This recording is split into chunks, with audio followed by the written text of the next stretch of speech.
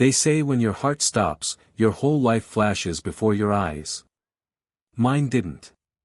What I saw, just before I collapsed on that cold tile floor, was my wife, standing over me like she was watching someone else's husband die. It was a Tuesday morning. Just after 9 a.m. I was supposed to be on a Zoom call with a client in Denver, but I never made it past the kitchen. One moment I was reaching for my coffee, the next, sharp pain. Crushing, twisting, like someone had dropped a concrete block on my chest. I crumpled, hitting the ground hard. The mug shattered, and hot coffee bled into the grout between the tiles. I couldn't move. Couldn't speak. Just this eerie awareness that something vital was slipping away. My wife, Melanie, was standing at the stove, scrambling eggs, I think. I managed to catch her eyes. She froze, spatula in hand. I don't know what I expected her to do, rush to me, scream, call 911, something. But she just stared. Not panic. Not fear. Just a long, vacant look like I was a stranger interrupting her morning routine. Eventually, after what felt like hours but was probably under a minute, she reached for her phone, walked out of the kitchen, and called someone. Not emergency services. Someone else. I heard her whispering, giggling even. And then, silence.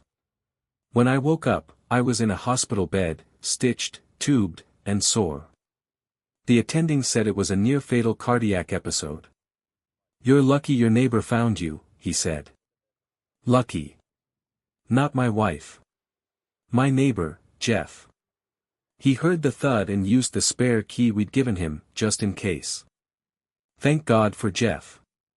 Melanie showed up the next afternoon. No flowers. No warmth. Just that same neutral expression she wears when she's calculating tips or checking the thermostat. She brought my phone. Said she'd been overwhelmed. That was it. I lay there in that hospital room, staring at the beige ceiling and the floor bag dripping at a steady, indifferent rhythm, and for the first time in our 14-year marriage, I really saw her. Not the Melanie I married. Not the woman I once stayed up all night talking to, sharing dreams and ambitions. This was someone else. Someone cold. Someone who had emotionally checked out long before my body did. The nurses were more concerned about me than she was. One of them, a middle-aged woman with kind eyes, asked me if I had family nearby who should be notified. I almost said no. Melanie was technically family, but emotionally, she might as well have been a stranger sitting in the lobby. A week later, I was discharged. Weak. Unsteady. But alive. I came home to find the house untouched, like nothing had happened. The dishes I dropped were gone, but the coffee stain remained. So did the silence. Melanie didn't ask about the recovery plan. Didn't help me into bed. She had dinner with friends that night, again. That's when it hit me. I didn't just survive a heart attack. I woke up. I started small. Quietly. No dramatics. Just observation. First, the phone records. I had access to our shared plan. Late-night calls to a number I didn't recognize. Daily. Always around the time I was in physical therapy or asleep. Then her calendar, carelessly left open on her laptop. Lunches she claimed were with Jen from work were actually in locations I'd never heard of. And always at the same upscale Italian place that wasn't even on Jen's side of town. I didn't confront her. Not yet. I smiled. I nodded. I let her play house. Meanwhile, I met with a lawyer. A quiet, steel-spined woman named Ellis Graves. She didn't blink when I told her I suspected infidelity, financial isolation, and emotional abandonment. She simply nodded and said, "Let's get your life back. Step 1, separate the finances." I opened a new bank account. Rerouted my consulting income. Froze the joint credit cards. I told Melanie the CPA advised it, for tax purposes. She shrugged. Didn't even ask for access. She was slipping, and she didn't even know it. That's when I called my cousin, a private investigator out of state. We hadn't spoken in years, but I knew he was discreet. Efficient. 3 days later, I had photos. Melanie. With a man I recognized. A colleague. From her office. One I'd met during the company Christmas party, the same guy who shook my hand and complimented my tie. And there they were. Having brunch. Holding hands. Kissing. In public. She wasn't even trying to hide it. The pain I felt on that hospital floor. That was nothing compared to this. But I didn't explode. I didn't scream or throw anything. I just smiled. Because now I had everything I needed. The funny thing about betrayal is, once you see it clearly, you start replaying everything, every conversation, every touch, every lie wrapped in a smile. I didn't need to be told twice. I'd seen enough. Melanie wasn't just unfaithful. She was emotionally checked out, and probably had been for years. I just hadn't let myself admit it. That first week back home from the hospital, I barely spoke unless I had to. I told her the fatigue made talking hard. That part wasn't a lie. But the silence gave me space to plan. I wasn't going to confront her in some dramatic scene. No yelling, no crying. Just steps, measured, careful, and legal. The lawyer, Ellis, had a calm steel in her that I appreciated. She wasn't there to coddle me. She was there to win. We went over my finances. I had quietly moved the bulk of my consulting payments into a new business account under an LLC I'd formed during recovery. Melanie didn't know. Didn't ask. She was too busy with her yoga retreats and book club meetings that involved wine bars and dimly lit lounges. I started making a paper trail. Every receipt, every message, every time she said she was one place and turned up somewhere else, I documented it. Ellis told me, judges don't care about emotions. They care about evidence. You want custody. You want the house. Show the court that while you were recovering from a cardiac event, she was out playing house with another man. So that's what I did. Meanwhile, I played the long game at home. I acted just well enough to keep things from blowing up. I let her believe I was still fragile, physically, mentally, emotionally. I kept the cane a week longer than I needed. Let her think I was a man half a step from a full breakdown. It worked. She became sloppy. One night I overheard her whispering in the hallway, phone pressed against her ear, giggling like a teenager. He's still not himself, she said. Barely gets out of bed. He's not going anywhere. She was right about one thing, I wasn't going anywhere. But not for the reasons she thought. She went away that weekend. Told me it was a team-building trip. I told her to take care of herself and drink lots of water. She kissed my cheek and said she loved me. I nodded. After she left, I met with Ellis in person. We reviewed the growing file.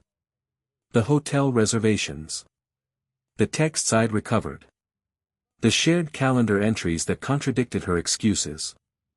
We had enough. More than enough. But it wasn't just about the divorce.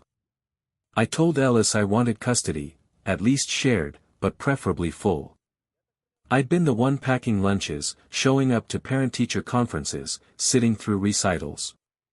Melanie hadn't done bedtime since they were in diapers. I had the receipts. Photos. Emails.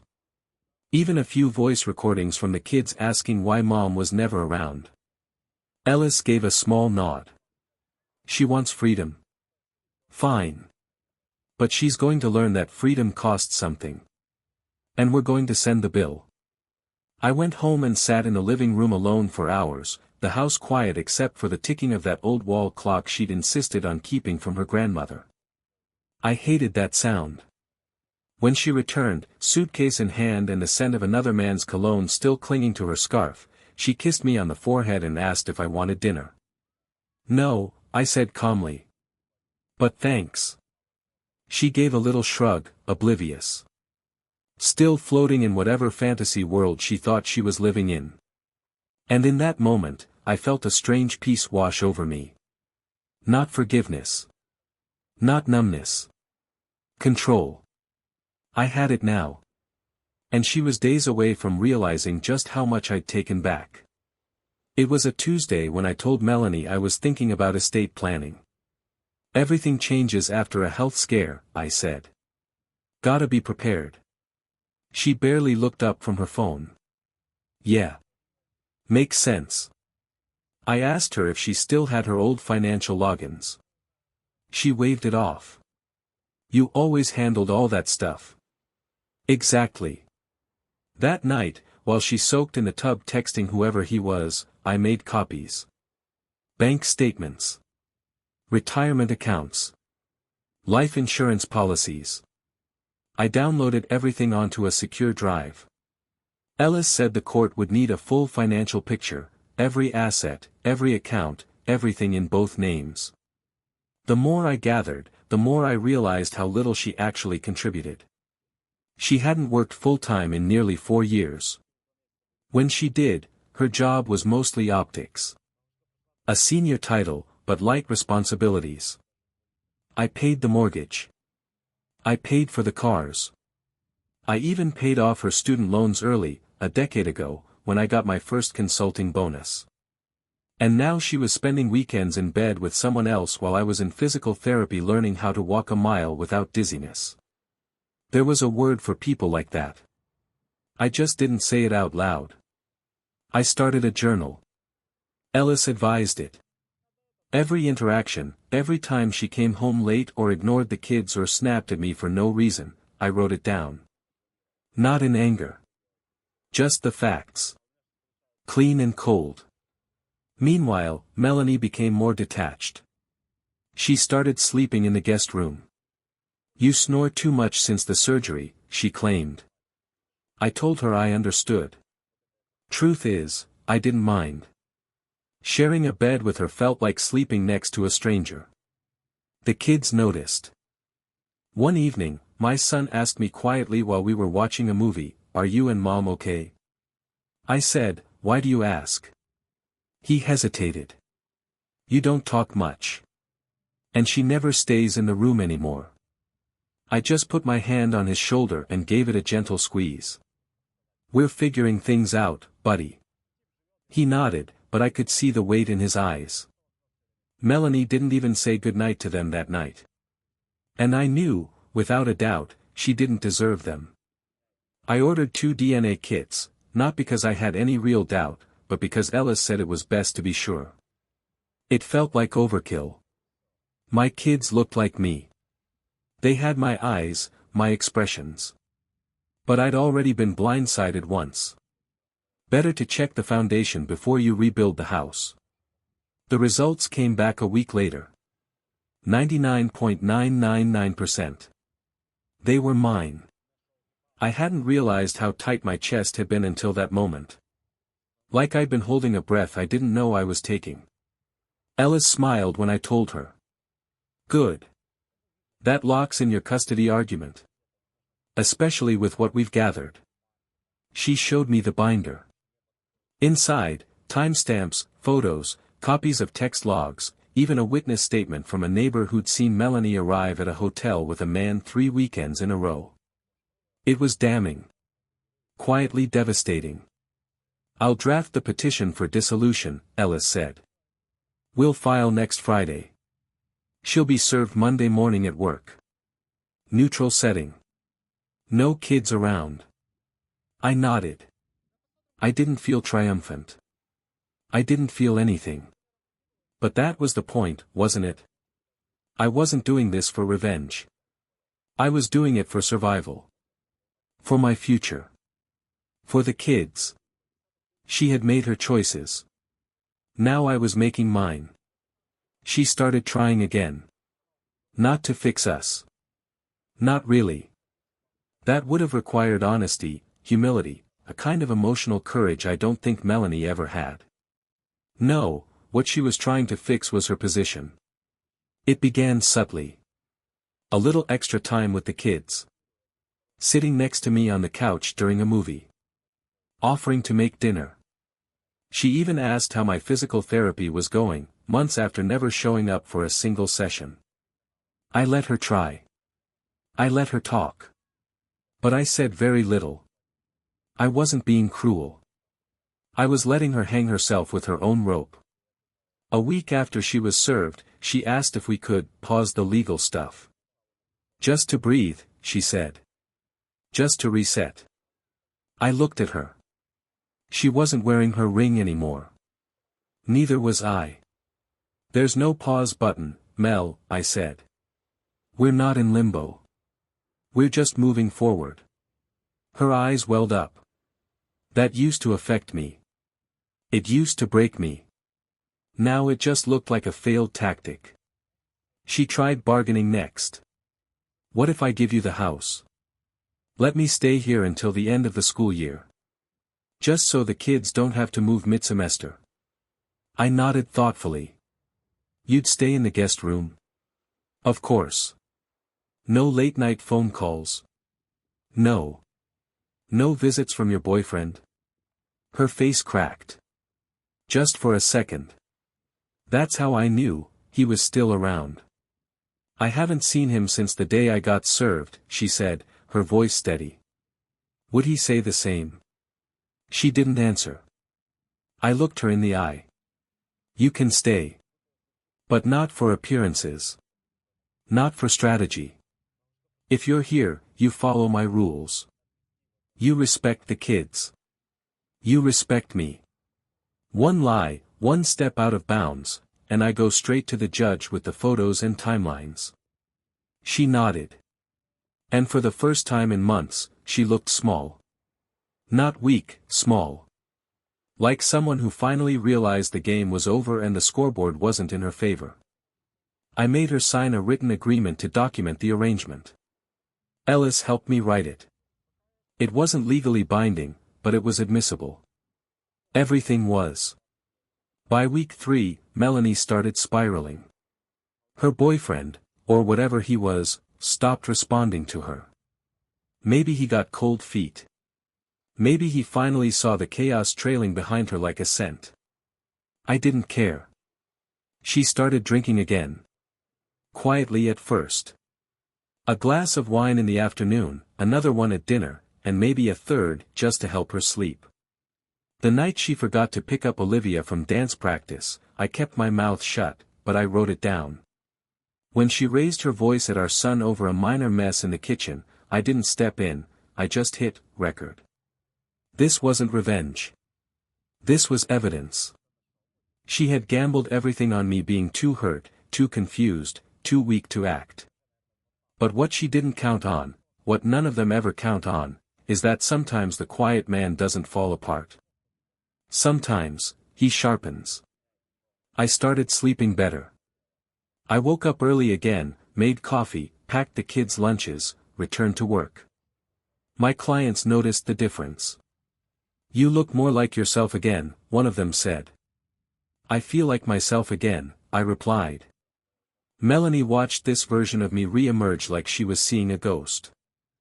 Like the man she thought she'd buried was suddenly walking around again, with clarity, with purpose, and without her. And that terrified her more than anything. The hearing date was set. 34 days from now. Not that I was counting. But she was. I could see it in the way she paced through the house, checking her phone every 5 minutes, opening the fridge without taking anything out, sitting with the kids but never really being with them. That house used to be hers. She picked the backsplash, the furniture, the gallery wall of black and white family portraits in the hallway. Now she walked through it like it was a crime scene. And maybe it was. Just not mine. Ellis and I spent hours preparing. We had it all, the late pickups, the hotel records, the bank statements showing thousands withdrawn during her retreat weekends, even witness testimony from my neighbor Jeff, the one who found me on the floor that day. Jeff had seen her leave the house that morning, just minutes before I collapsed. He remembered because she hadn't said a word to him. And because it was trash day, something she never remembered unless I reminded her. The story was airtight. The judge wouldn't need drama. Just facts. Melanie, of course, didn't know how much we had. But she was starting to suspect. She tried being sweet. Overly sweet. Packing my lunch one day. Making my coffee the next. Telling the kids to thank me after dinner. Even giving me that familiar shoulder touch when walking by, the one she used to use when things were still real between us. But it was all empty. And worse, it was late. 2 nights later, I found her crying on the back porch. She didn't hear me step out.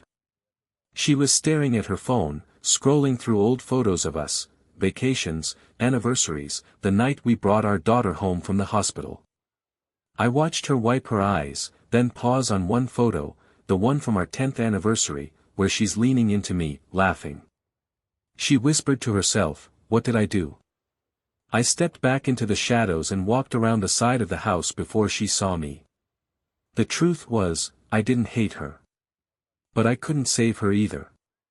And I had no intention of letting her drag me down while she figured out how to feel remorse. The next week, Ellis filed the motion for temporary full custody. We had a strong case. She had been emotionally inconsistent, legally evasive, and at times, neglectful. I, on the other hand, had become a model of stability. I was their home base. Their emotional compass. The one who stayed. Melanie's response came 2 days later, a text. Not to me, but to my son. It said, "Please tell your dad to stop doing this. I love you both so much. I can't lose you." That was the final nail. Dragging our kids into this fight wasn't just poor judgment, it was selfish. Desperate. And dangerous. I sent the screenshot to Ellis. "This alone will help us," she said. "Judges don't like emotional manipulation involving children." "She's slipping." I nodded. We were past the point of confrontation now. The avalanche had already started. And she was still at the top, screaming for the snow to stop. She came to me the night after that message and asked if we could just sit and talk. No lawyers. No accusations. Just us. So I sat with her. Let her talk. She apologized, for the affair, for the absence, for the coldness in the hospital. She cried. She reached for my hand. "I lost myself," she whispered. I didn't pull away. But I didn't hold on either. "You didn't lose yourself, Mel," I said. "You gave yourself away. Piece by piece. I just stopped trying to hold the pieces together." The silence after that was the real end. She nodded slowly. And for once, she didn't argue. She knew. There was no bargaining with gravity. The courtroom was quiet. Sterile. It smelled like old wood and recirculated air. Melanie sat at the far end of the table, flanked by her attorney, wearing the same beige suit she always wore to look put together. She wasn't. Her leg was bouncing. Her hands fidgeted in her lap. Her eyes darted from the judge to me, then back again. The panic was barely under the surface now. The mask cracked. I didn't look at her. Not once. My eyes were on the judge.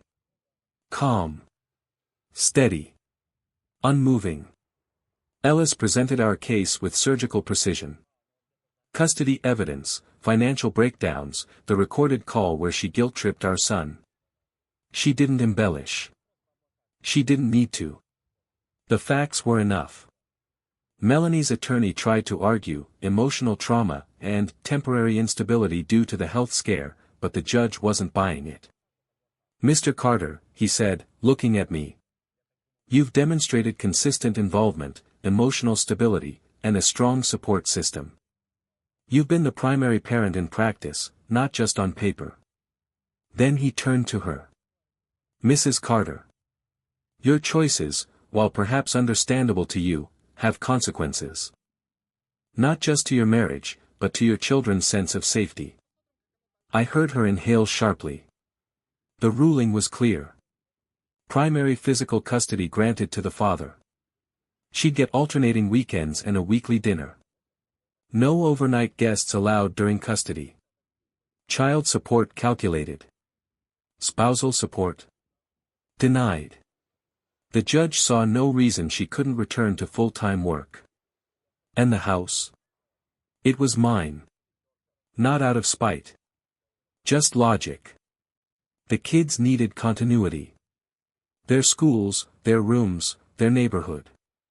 She could move in with her sister, or rent a place closer. When it was over, the judge asked if either party had anything to say. Melanie stood up slowly. Her voice cracked. I just want to say I'm sorry. I was lost. And I didn't realize what I had until it was gone. I looked at her then. She wanted a tear. A nod. Some sign that the man she betrayed still cared enough to ache. But I didn't give her one. I just said, I hope you find peace, Mel. And turned away. Outside the courthouse, Ellis shook my hand. You did everything right, she said. I didn't want revenge, I said quietly. I wanted a clean ending.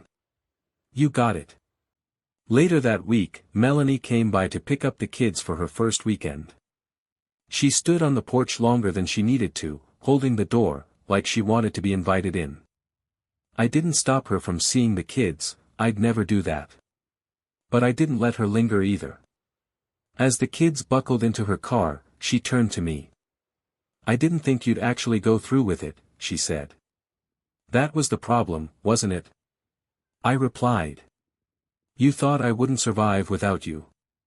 And did you? She asked. No, I said, meeting her eyes. I didn't survive. I rebuilt. She blinked. A tear slid down, but she didn't wipe it.